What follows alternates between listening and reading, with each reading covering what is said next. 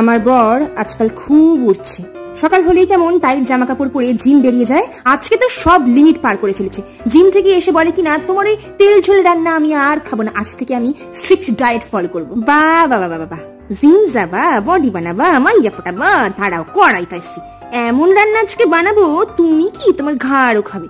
Cold press groundnut oil ব্যবহার করলাম, যেটা হার্ট হেলথের জন্য খুবই ভালো। হার্টটা ভালো থাকলেই তো আমাকে এত ভালোবাসবা, তাই না? শোনো, অত বার বাইরো না, মাইয়া পটাপটা তো স্বপ্ন দেখো না, বুঝছো?